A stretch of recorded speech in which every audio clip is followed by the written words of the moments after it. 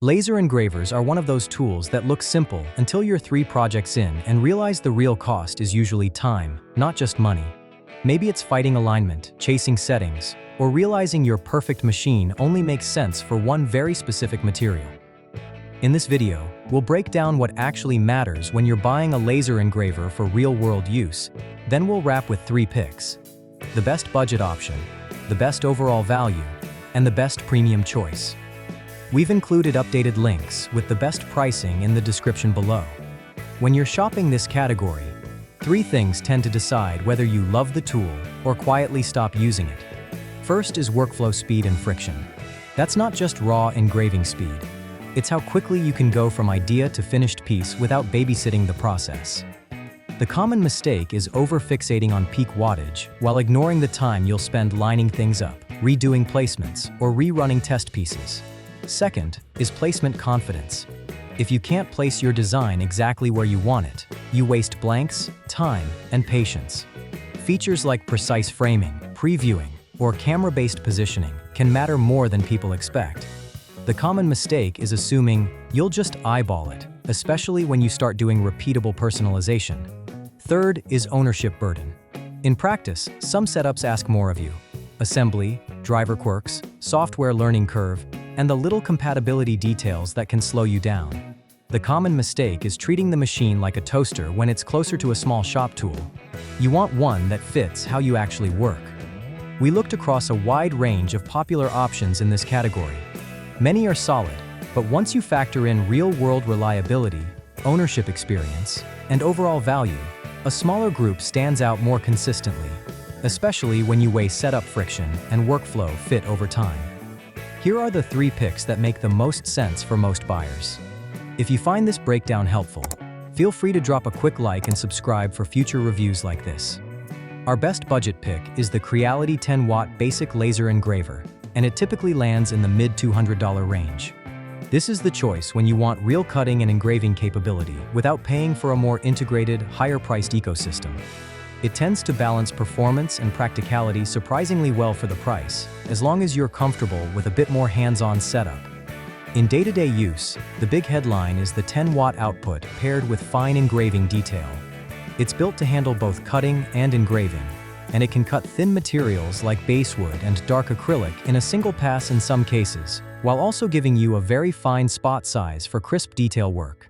It also plays nicely with common software options, including Lightburn for experienced users and Laser GRBL for newer users, which makes it easier to slot into different workflows. And it's designed to be approachable. Focusing is simplified with a focusing plate, and the overall platform can be a practical entry point if you're learning as you go. The main trade-off is that assembly and early setup can be more involved than pricier machines, and it's easier to run into small friction points like belt tension, driver quirks on older systems, or occasional scaling and framing hiccups depending on configuration. Still, for the money, it's a straightforward way to get meaningful cutting and engraving performance, with enough upgrade flexibility to grow into it over time. Our best overall value pick is the Xtool F1 2-in-1 dual laser engraver, typically around the $1,000 range. This is the option that most consistently balances price, performance, and reliability for the way most people actually use a laser, especially if you care about fast, precise personalization more than big bed cutting. What separates it in practice is the combination of speed, accuracy, and low-friction placement.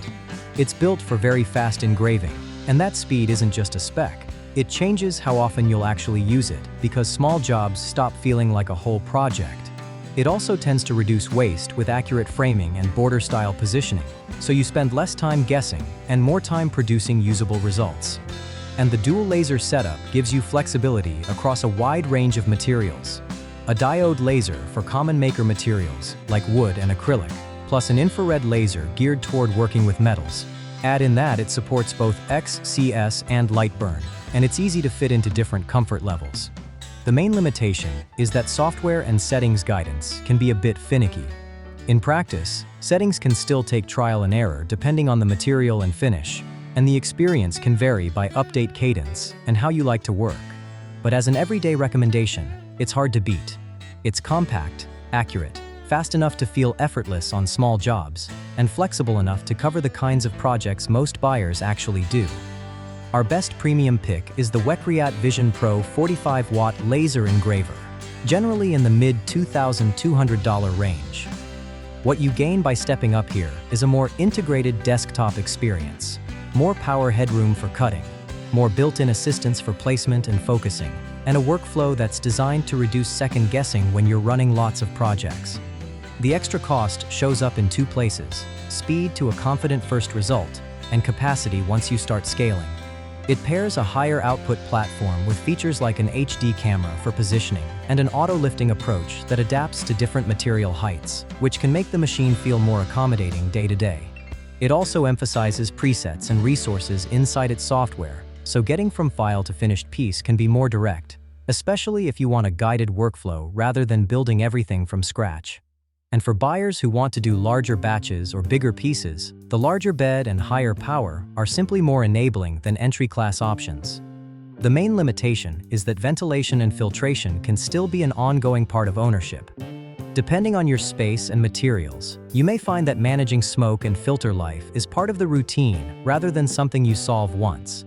If budget isn't the main constraint, this makes the most sense for makers who want a more guided, confidence-first desktop workflow, and for side-hustle-style use where faster alignment, fewer redos, and stronger cutting capability justify paying more upfront.